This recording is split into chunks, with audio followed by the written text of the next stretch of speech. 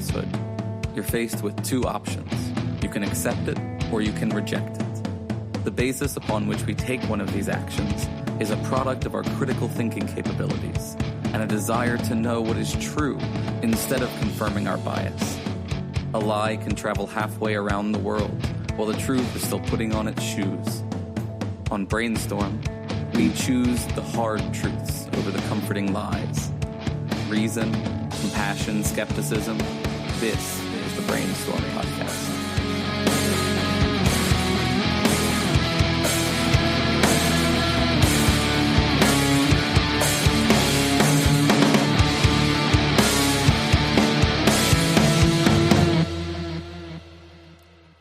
Hi, and welcome to the Brainstorm Podcast Skeptic Studio, the interview show from Brainstorm where we talk to a variety of folks with the intent to spread critical thinking, compassion, and skepticism.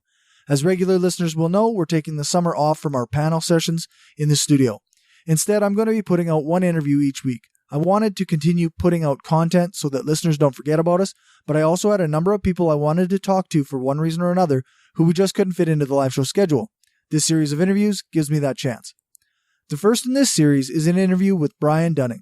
Brian is the host of the long-running skeptical podcast, Skeptoid. He also has several other projects on the go, one of which is a new book, Conspiracies, Declassified. I talked to Brian for a little while about the book, about Skeptoid, and about some of the conspiracies he covers in it. This interview is a bit short because I'm still getting into the swing of things again.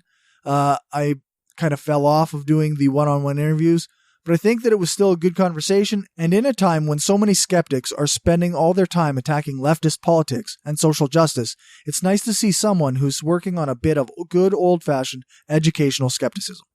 With that, I hope you enjoy the chat. But first, a quick promo. Hey everybody, we're the Utah Outcasts, and we want you to listen to our show.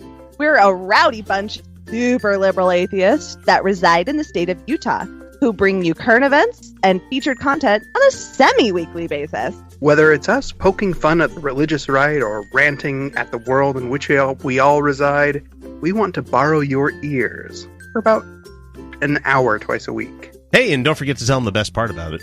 Oh yeah! The show's free for all. It is indeed, so if you like free, we're available through iTunes, Overcast, iHeartRadio, Stitcher, Spreaker, Google Play, Patreon, and even in full HD video via YouTube. Give us a listen. You won't be sorry. Welcome to the Brainstorm Podcast Skeptic Studio. My guest today is Brian Dunning, host of Skeptoid. How's it going, Brian? It's going great. Thank you for having me on. Absolutely. You are one of the first people that I started listening to when I got introduced to skepticism. So it's kind of cool to have you on my own show. Oh, wow. It's kind of cool to hear that kind of thing. I get it a lot. I've been doing this a long time, so it's really fun. I consider myself very fortunate that I get to do this for a living. Yeah, no kidding. That is like the dream almost, right? Yeah, for me it was for a long time. So I guess just for listeners who might not know, what is your background? How did you get into skepticism, maybe? Yeah. So when I was a kid, like so many other people who work in science writing, science journalism, I got into it just from a great interest in strange things when I was a kid. You know, I was a science fiction fan, and I read all the books on UFOs and Bigfoots and ghosts and aliens and everything, and believed it all completely, wholeheartedly. But it just developed a real fascination for kind of the genre. And later I studied computer science in school and also writing for film and television. Okay. And it's hard to combine those two things into a real career. Certainly way back then it was. But then kind of the early 2000s, podcasts appeared, kind of became a thing. And there's an outlet that's both creative and lets you choose whatever kind of content you want. So right. I thought, hey, a science podcast is the kind of thing that I want to do. And just because I had this whole great giant background in all of these kind of urban legend type things, I decided to make a show about the science behind urban legends. So brought out the first episodes in October 2006. Was very fortunate that it turned out to be a show that seemed to appeal to a lot of people. It got pretty popular pretty quickly. And of course, back in those days in 2006, it was a lot easier to get a start as a podcaster. There were, a tiny fraction of the podcasts out then as there are now. Not quite the same competition. Yeah, it was pretty easy to be a big fish in a small pond back then. So, Right. so that worked out well for me. So after a couple of years, I began taking donations because it was taking so much time away from. I was working as a software consultant at the time. Oh, yeah. And then by, I think, 2008, I incorporated. 2010, it became my full-time job. And then 2012, we converted it to a nonprofit because the most uptake was from educators. It was being used in schools, things like that. And we had major donors wanting to come on board and be involved. That's super cool. Yeah, it's been going great. There's a wonderful board of directors, a big, huge board of advisors. Got several employees now, and it's just going like gangbusters, and it's a lot of fun. I do the podcast. I do a documentary film each year. 2017 was Principles of Curiosity, which is kind of like a 40-minute movie version of Skeptoid. Neat. And that's available for free online at principlesofcuriosity.com. And right now we're in pre-production on a theatrical documentary about scientists who have been misrepresented on television documentaries, had their words edited out of context, that kind of thing. And that's called Science Friction. And that's currently being crowdfunded at sciencefriction.tv. And there's a trailer there where people can watch and see what it's going to be about. That's so there. That's cool. That's a lot of stuff. It's a lot of stuff, yeah. I suppose when you've been doing it as long as you have, the amount of stuff that you've covered, do you ever start repeating yourself?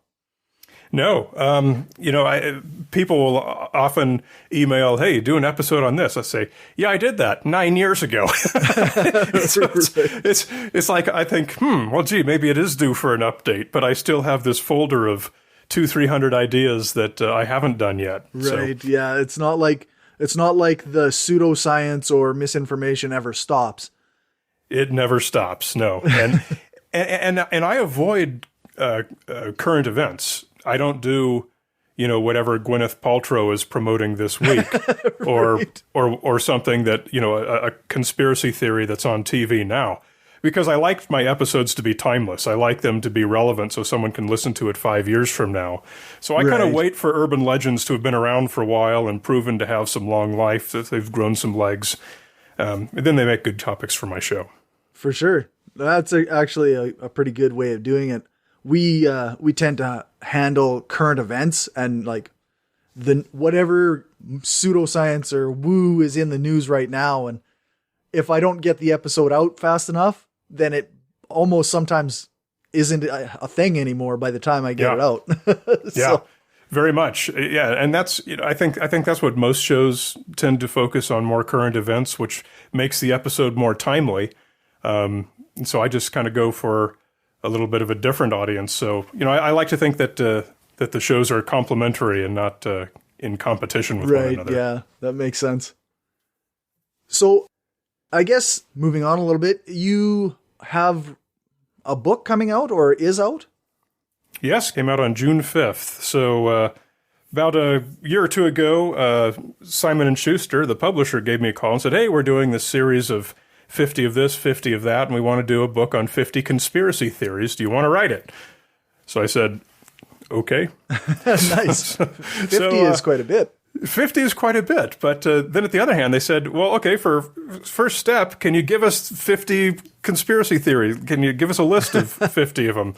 And I said, yeah, I think I can do that. So I go to my content management database where I have all my episodes and everything, and I just search for the category conspiracy theories, do a dump, and I got something like 200 that I'd already done shows on. So it is an embarrassment of riches. Yeah. Then it's just a matter of picking the right ones, I guess. And of course, they came up with 2 or 3 that I hadn't done an episode on. Like, let's see, they did. They had Biggie and Tupac. Oh yeah. And Elvis. Elvis still being alive. I had not done episodes on either of those. I have now. Cool. Yeah, no, right on. What are some of the more popular conspiracy theories? Of course, there's 9/11 truth, Right. and there's Holocaust denial, and there's the Apollo moon landings were a hoax, and there's JFK. All of these are the ones people think of first. And Right, yeah. of course, those are in the book. I tend to be more interested in the ones that are, I don't want to say obscure, because none of the ones in the book are obscure, but the ones that people aren't as familiar with, because there's a much greater opportunity to bring new information to people that they hadn't heard before, and to be a little bit more engaging, as compared to treading over the same territory that everyone's already heard 100 times. Yeah, I suppose when you cover 9/11, it's pretty hard to recover the same thing. Like, it's been covered so much. Yeah. So, I have things like Hearst and hemp. William Randolph Hearst was responsible for killing the hemp/marijuana industry. Now, a lot of people may have heard that or heard it in passing, but the actual truth behind what actually happened and why that's complete BS is something that very few people have been exposed to, I think. So, Yeah, I think I've actually listened to the episode of Skeptoid on that one. you may have. Yeah. And then there's the flat earth theory, which we hear about today a lot, but you're hearing a very different version of the flat earth theory than actually was believed in the 18th, 19th, early 20th centuries. Yeah. It's a completely different flat earth theory that has nothing to do with kind of today's version, which is more, associated with conspiracy theories and alternative science and government suppression and all this stuff. Whereas the actual history of the legend comes from biblical literalists who were trying to promote, kind of a radical Christian fundamentalism. And the whole history of how that came about and why it happened is something that's quite fascinating. And of course, where it intersects with the Apollo moon landing was a hoax. That's a really fascinating intersection that I think a lot of people aren't aware of. So, because the moon doesn't exist, right? that's right. Yeah, I actually really look forward to reading it. Is it going to be available on Amazon? It is. It's available on Amazon, Barnes & Noble. I just saw this morning it's available as an ebook on the Microsoft Store.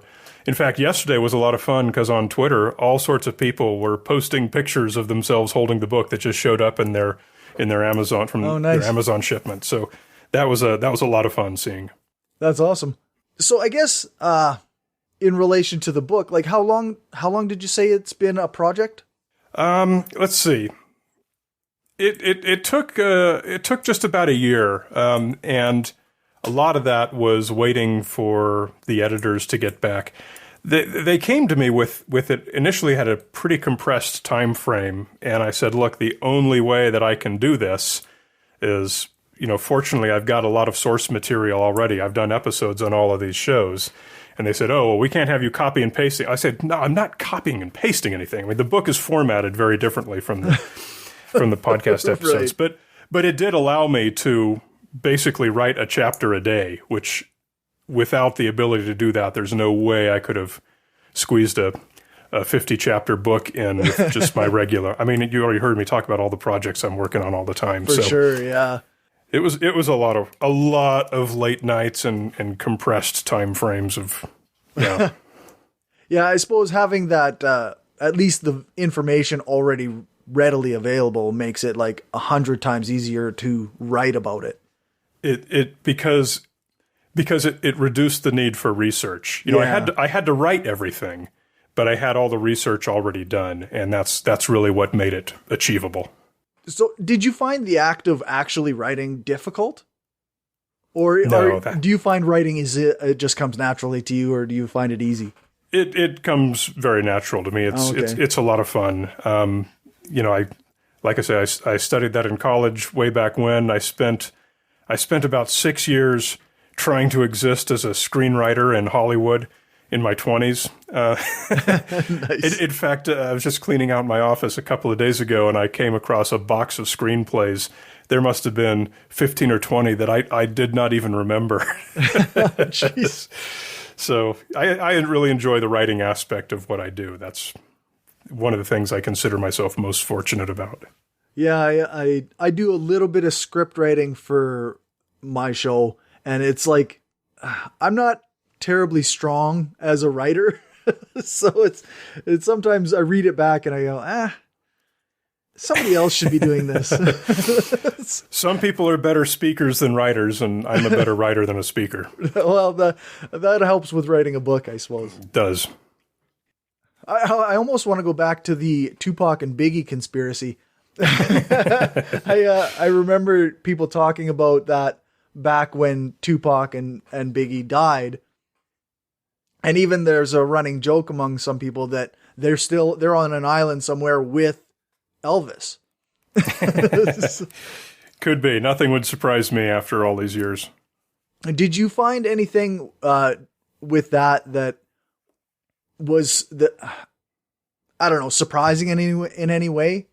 Not really. The thing with something like that is I'm not going to make a new discovery that no other researcher has come up with. Okay, I have no illusions about that. So this is more of a straight reporting type of chapter where you're essentially just going back and seeing what investigative journalists have written about it before, and then just kind of reformulating that, reformatting that into our structure for how the way these book chapters work.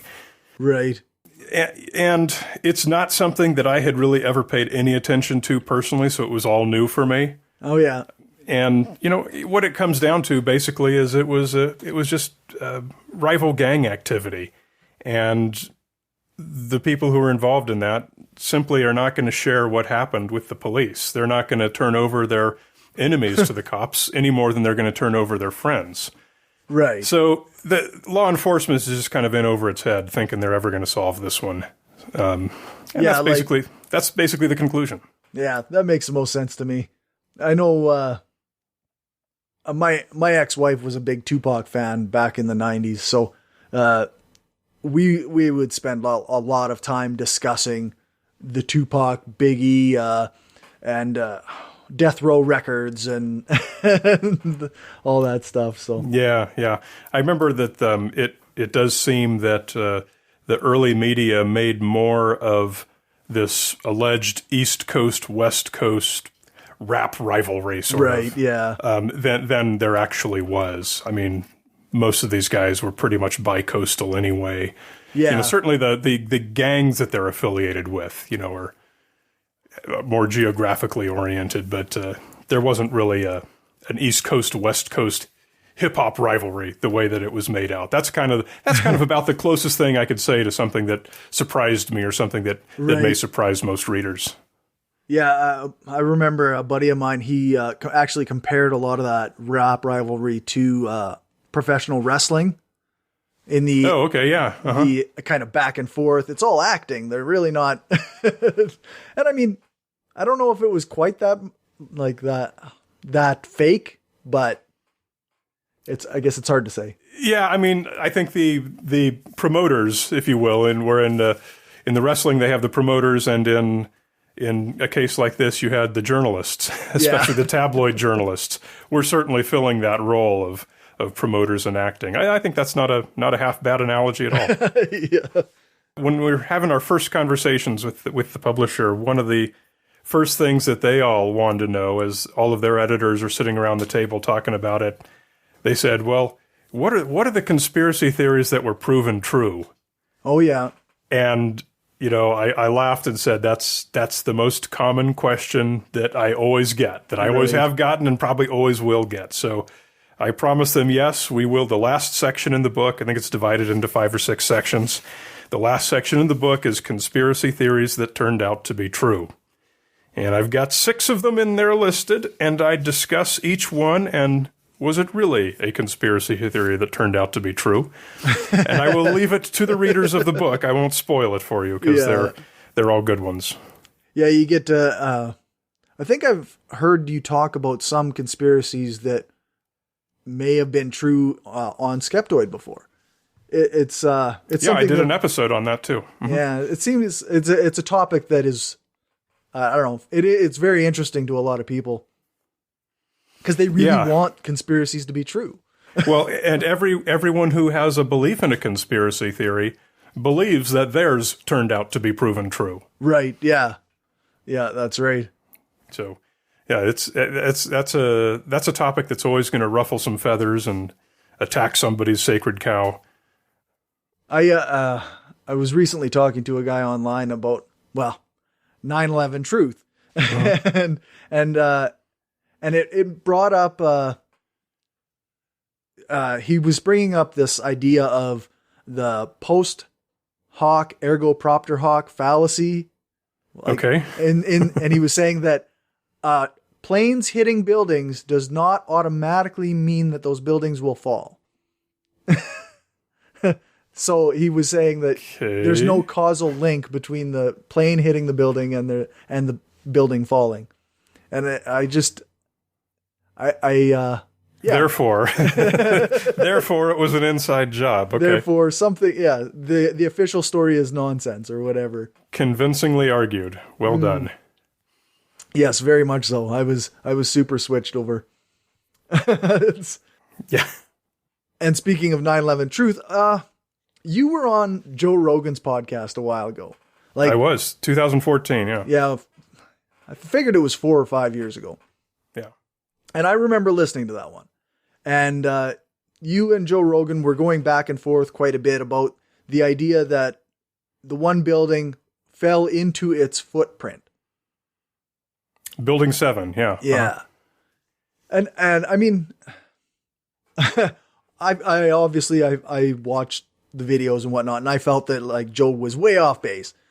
But something that I said recently got me a bit of feedback where people said I was making stuff up about Joe Rogan. And did you ever get the impression that he was a 9/11 truther? Well, he certainly used to be. He says he is no longer. And I certainly believe someone when they tell me what they do or don't believe themselves. Right. So I do think he has come around on that, and I think a large part of the animosity that developed as a result of that interview that we had came down to he was denying that he had ever believed any of these things. With the exception of the moon hoax, because that's been so thoroughly documented. He debated Neil deGrasse Tyson about it. Yeah. But as far as all the other conspiracy theories that I had said he used to promote, he simply denied that he promoted them. So I had to come back with a blog post and said, okay, here's all the references. Here is every one of Joe Rogan's shows where he said all of these different things. And, it just kind of devolved into him emailing me obscenities, right. And that was the end of it. So, yeah. So I'm I think officially Joe Rogan's most hated guest ever.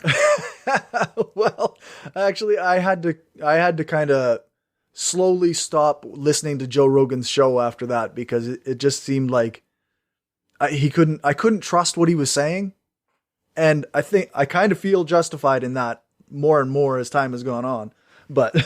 Well, I got to be honest. I had not ever listened to his show more than... I mean, I knew about it, and I was aware of it, and I'd heard bits and pieces as much as anyone, but I'd never been a subscriber or sat down and listened to an entire 3-hour show. Right. I did a couple before I went on just to prepare, but I heard that after I was on the show, I got a lot of emails from people who had become really frustrated with him misrepresenting and rewriting his own history, claiming that he had never said this, claiming that he hadn't done this when he clearly had, that he didn't believe JFK was a conspiracy theory when he had clearly said so in earlier shows. Right. The whole, all down the line. And I think where that really went south is, like I mentioned, it's a 3-hour show. Yeah.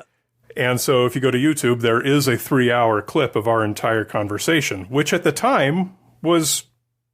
I mean, most of the fighting came after the show. The show itself wasn't bad. I thought it was perfectly genial and had some great conversation in it. But what they did, and I don't know who did this, but it is posted on an account that appears to be their YouTube account, is there's a 24-minute edit of the show that is completely obscenely, absurdly edited to make me look like the world's biggest jerk. Oh, geez.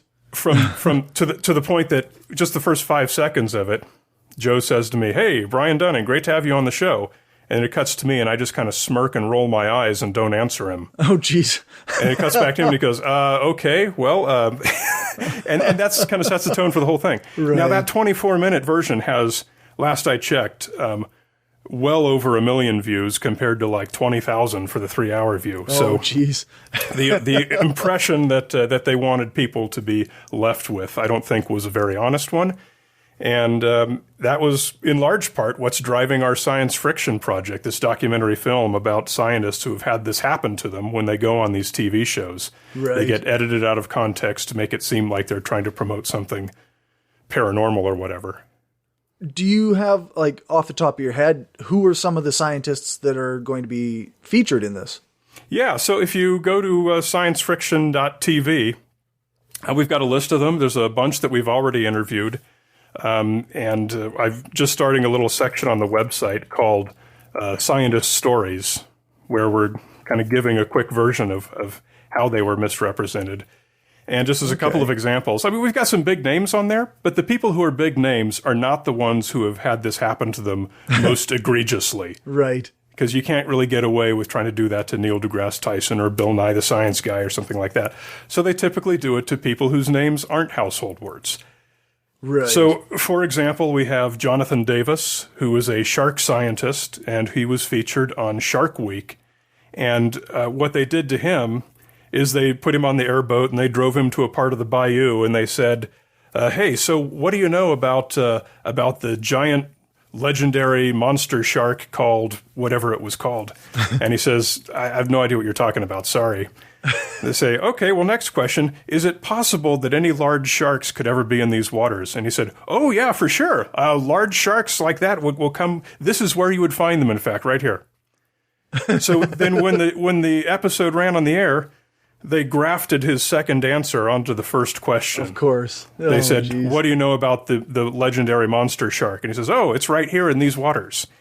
Which absolutely 100% misrepresents not only his view, but of course, good science. Yeah. And it leaves the viewers with the impression that science supports the idea that this monster shark is real and in fact lives right here. So that's just such a perfect case of what happens to all of these scientists on all of these shows. Well, that's an exaggeration. To many of these scientists on many of these shows. Yeah, jeez. That must be very frustrating to experience. Oh, for sure. And it makes people gun shy, and they never want to go on these shows again. Yeah. I had a great conversation with Richard Wiseman, who is a experimental psychologist out of the UK. He's very popular. He's a really funny guy. And I ran into him at a conference, and I told him about our film. And I said, "Hey, has this ever happened to you? And do you maybe have a story you want to tell us in the film?" And this was so funny. I mean, he and I are friends. But he like grabs me and pushes me back against the wall and gets in my face. And he's pointing his finger in my face as he's telling me this. He says, "I never go on any of those shows. In fact, my university, we have a policy that if you want one of us to be on the show, here's the contract you've got to sign. And it's 25 pages long, and it gives us creative control over your documentary and blah, blah, blah, blah, blah." And he says, "That's why this has never happened to me, because those are the lengths we have to go to prevent ourselves from being misrepresented."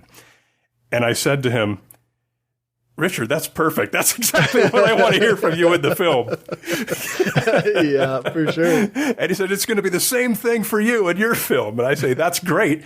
In fact, that's something we want to put in the credits of the film, is we want to have every scientist that we've featured just send us a little 5-second Skype video and tell us how they feel that we represented them in the film, and then have that included over the end credits." Makes it quite a bit different than Shark Week. Yeah. Much the opposite. Yeah. It's quite the experience, I suppose, to just be misrepresented. There's one takedown video of against me somewhere on the internet. It's by some obscure anti-SJW YouTuber. and I just didn't even bother watching it because Oh, you should. It could be fun. it could be, but to be like misrepresented on an actual like television show where millions of people are viewing it would be, I don't know, a bit disheartening. Steven Novella had a similar experience, maybe not so egregious, when he went on Dr. Oz. Oh yeah. We've already interviewed him for that. We had Richard Dawkins, Michael Shermer were on. Expelled was the name of this movie that they were told it was a different movie about something different before they agreed to do the interview. Is that what's his name? Ben Stein's movie? Yes, Ben Stein's movie, and that's going back a few years now, but it was also a great example of what can happen when you're not careful. Yeah, and that's like the actor who was she was a Star Trek actor and did or was it? Yeah. Oh, so that was a different film. I think you're talking about. I'm not remembering the name of it, but it was a movie promoting. It was a documentary movie promoting geocentrism. Yeah, that's right. Yeah. And so they had Captain Janeway. Someone please help me. I'm spacing on her name. Yeah, me too. Oh, this is so stupid. I've got it in my notes because we've been trying to reach her. Oh, is that right? Okay, I got to look it up. Okay. I can't leave that hanging. That's no fair to her. Yeah. Kate Mulgrew. Yes. So Kate Mulgrew played Captain Janeway in U.S. Star Trek Voyager, and they hired her to narrate this film. And she's an actress. She's not a scientist. She's a science fan, but very much in a every person on the street kind of way. Yeah. And I guess didn't necessarily have the expertise to discern what this film was actually about. When you're given the narration, your narration script is a tiny, tiny percentage of all the dialogue in the film. For sure. Most of the content comes from the people on screen who are being interviewed. So it's perfectly reasonable that she could have done this job never having any idea that she's being hired to promote some nonsense perspective. Yeah. And this film also took, they took some old clips of Lawrence Krauss. They didn't even interview him, but they made it seem as if they had. They did something with Michio Kaku as well, but we haven't spoken to him yet, and I'm not familiar with his experience. But all these people reported having been taken for a ride by these documentary filmmakers. And it's a terrible thing. It does a disservice to science, and it does a terrible disservice to the viewers. And so I think it deserves to be slapped down. And so I think this film is very important. Yeah. I know I used to be a huge fan of watching documentaries, but as the more I've learned over the last 10 years or so that since I've been involved in or learning about skepticism and science is that you got to be really careful about what you're watching because some of this stuff is just misinformation and they're misrepresenting scientists and it's quite, I don't know, you got to be really careful about what you're watching. There's almost never a documentary film that doesn't have some agenda. Yeah. It's tough. And often that agenda is, for example, if it's a documentary about one particular sports figure, it'll often show him in a good light and his rivals in a more negative light. Right. Okay. I mean, that's taking a perspective, but so many other documentaries openly promote pseudoscience and false history. And those are the ones that we're really interested in going after. For sure. We recently covered, well, not recently, but the What the Health documentary was on Netflix.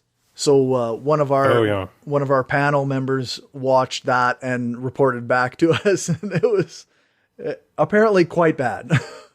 Yeah, and a lot of these films will have pretty significant sort of social impact. Yeah. For example, Blackfish was a movie. Right. It's also getting kind of old. That's probably close to 10 years old now. But Blackfish was purported to be a documentary about how horrible SeaWorld is, basically. And it was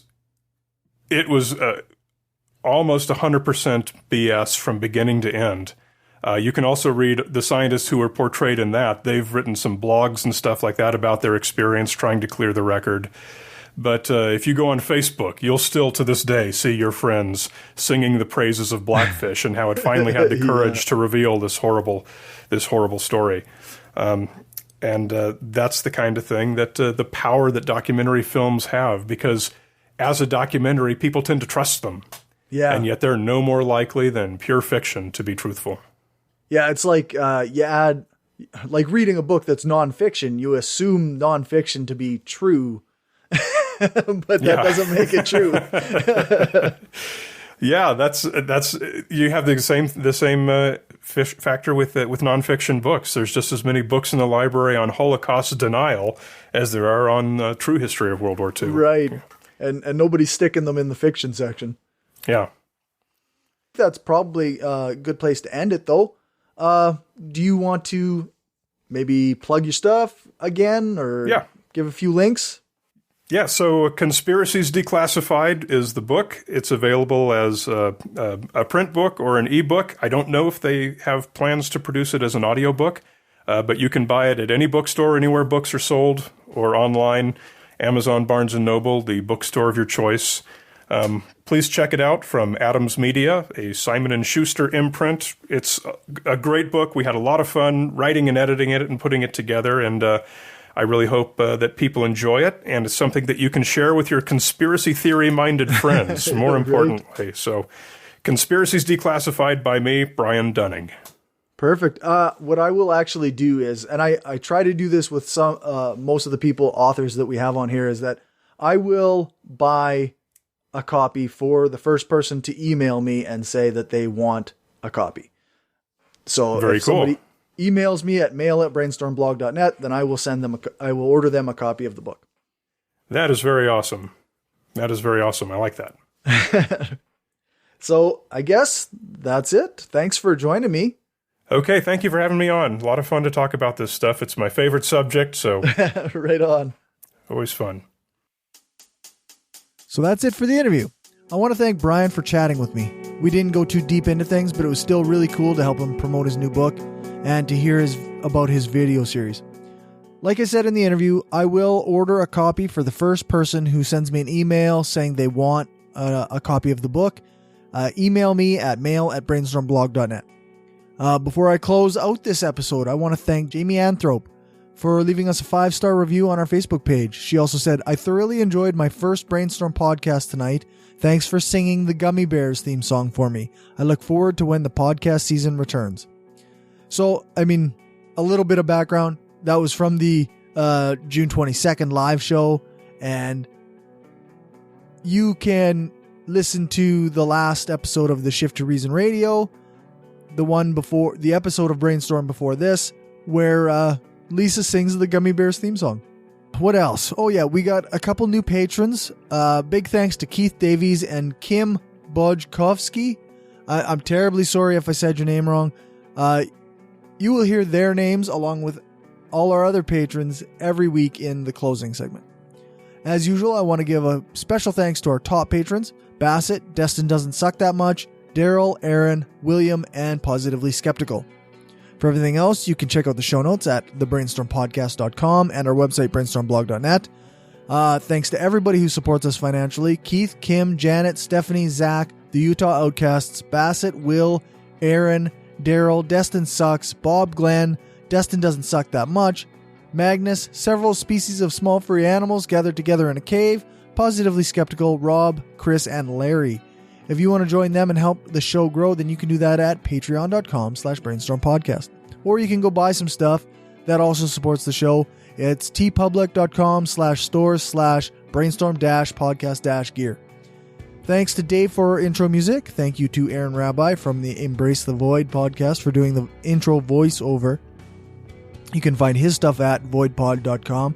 Thanks to Alex Capper Murdoch for doing the voiceover for our ads, and thanks to Jason Camo for our outro music. You can find his stuff at aloststateofmind.com. All the music played is either with permission or under the SOCAN license to play. For more information on SOCAN, you can check out the music license info page on our website, brainstormblog.net. Remember to give us a rating, a thumbs up, or a fave on your podcatcher of choice. Join our Facebook group, like our page, follow us on Twitter, share the show, and spread the word. Thanks for listening, and remember, the truth matters.